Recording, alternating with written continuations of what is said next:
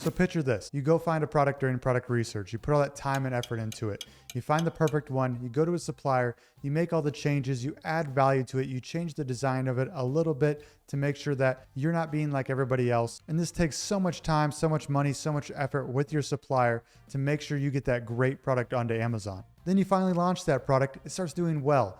3 months, you're doing 10K a month. 6 months, you're doing 15K a month. Then all of a sudden you see 3, 4, 5 products all copying your exact product. All the changes you made look exactly like it on Amazon. They lower the price on you and you see your sales plummet. Unfortunately, this happens all the time on Amazon. A good product gets up there, they start doing great metrics. Supplier or manufacturer or just competition in general will start undercutting you, making the same exact product you just made, spend all that time with, and your sales get cut in half. And then you're on page 2 because they're outranking you because their price is lower. We don't want that, right? That sounds awful. We want to do something to protect ourselves. In this video, I'm going to show you exactly what to do to make sure this doesn't happen to you. And you have legal protection and protection on Amazon to make sure your product does not get copied. If that sounds interesting to you and you want to protect yourself, moat yourself against other competition, make sure you guys hit that subscribe button. Otherwise, let's hop into it. So what we must do to protect ourselves, have legal protection, kick people off of Amazon that are copying your product, is to get a provisional patent. So I'm on the uspto.gov site here where you file your trademarks, everything like this.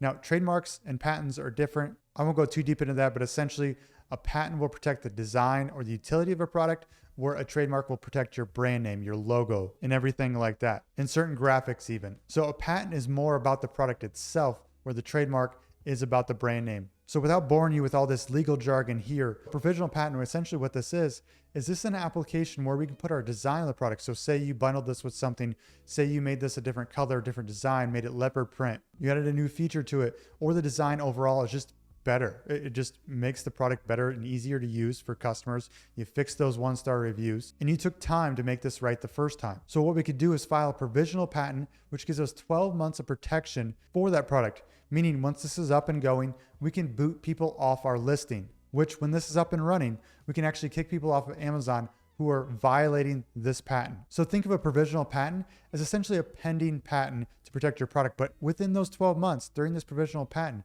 you have that protection.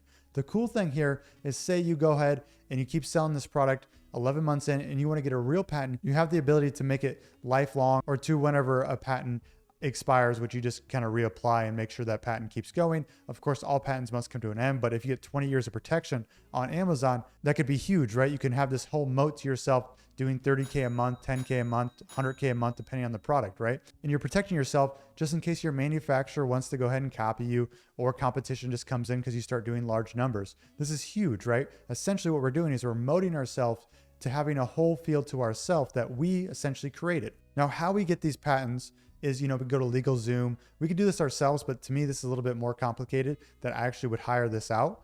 So we can go to LegalZoom. There's a ton of other services out there. Just make sure you read their, Trustpilot or Google reviews, everything like that. But LegalZoom, we all know, right?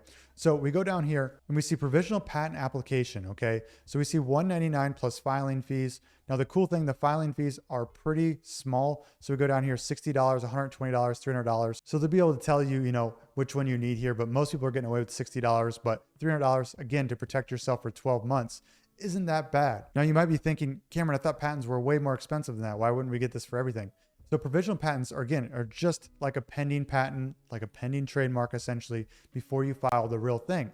Say that in 11 months, your product, you don't want to continue it, you just let it fail. And that's it. You spent the $300, $400, or if you did it yourself, just the $60 to get that protection, to have that option. So the 2 patents you need to know about are utility patents and design patents. Again, we're going to have the option after provisional patent to file these. Now, utility patents are more about the use of the product, right? Like inventing the wheel or the combustion engine, or, Tesla with their automobiles file patents all the time about how their batteries are used, whatever it may be, their manufacturing process. So these are a bit more expensive. Even though it says $699 here and design patents are $999, these are going to ultimately be more expensive overall to get going, sometimes $20,000, $30,000. Now, that's quite a bit. Design patents, on the other hand, or what we're going to be specializing in. Because, right, we're not reinventing the wheel. We're not inventing the wheel, I should say.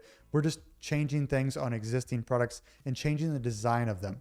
Okay, so design patents are a little less here. We can see the details of what that takes here, but essentially this will protect us if we add a new feature to a product that already exists. We come up with some camouflage prints or some unique kind of designs of the product itself. It's a special sign, it's got special emblems on it, whatever it may be. This is where a design patent comes in versus the actual utility patent. So this is huge, right? That way, in 12 months, if the product is doing well, which hopefully we have the cash flow to back that up, we're not paying 20, 30 grand for a utility patent, but we're paying, 1,000 to 6,000 max here for a design patent. Again, this is optional, but you have 12 months protection. And if it's doing 30,000 a month, might as well reinvest that. Say it's worst case, it's 5K to do. Well, for the next 10, 20 years, you just protected yourself from competition coming in to undercut you. And you have that own little market that you carved out to yourself for the long term. Okay, so again, we can do this on LegalZoom, everything like that. Another thing I want to bring up is what else we can do to protect ourselves from our manufacturers ripping us off or ripping off the product and selling it themselves or selling it to other, private label sellers on Amazon to increase that competition. So there's actually clauses we can put in our contracts with our manufacturers to essentially, it's a handshake deal to not do this, in good faith, have them both signed that they won't do that they won't sell this product themselves. They won't advertise it on Alibaba. They won't sell it to other private label sellers. Now, again, why I say it's a handshake deal is because a lot of Chinese manufacturers, they don't necessarily abide by all the rules or the laws. In China, it's a little bit different when it comes to that. I'm not saying every manufacturer doesn't do this. I've met tons of manufacturers that won't sell me a product because they are holding that specially. They have a clause or a contract with that seller not to sell that same product. So a lot do abide by them, but we should not take that in stone. So again, say they start selling your product to someone else or they want to sell it themselves. This design patent and provisional patent protects you. You can boot them off Amazon if they're violating your provisional patent. So again, this is like a fail safe and a moat. Like, it's huge, right? To do this when your product is so specially made that you've made all these adjustments to it, we can actually protect our work, and that rolls into protecting our revenue on Amazon. So if you have not thought about this already, make sure you give it great thought. If you put a lot of time in your product, which, all my clients, that's what we specialize in, is picking great products and putting the effort and time in the beginning. That way it's easier to dominate a certain sub niche, as well as advertising becomes easier because we're filling a hole in the market that no one else was and actually has search volume and is established niche already. For example, we just had someone in our group hit 35,000 in a month with no PPC at all because she took 3 to 4 months designing this product the right way the first time. I'm not saying it's going to take that long every time, but we made sure it was the correct product, had the correct design, and we put this on Amazon, and it filled such a need in that market that without PPC hit $35,000 in one single month. So make sure you guys really think about this and put this in action if you're taking a lot of time on your product, making sure it's the right fit in the market. Of course, you want help with product research, want us to look at your product ideas before you launch them. That way you don't invest in a bad product. We do that in my program. Link will be linked down below, of course. Otherwise, guys, we do have a free Facebook group. You guys can hop in. I do live Q&As in there. That way you can get your questions answered on topics just like this. Again, both linked down below. Otherwise, guys, any questions at all, put them in the comments down below, as well as subscribe to make sure you get tips like this in the future. All right, guys, see you in the next one. Bye.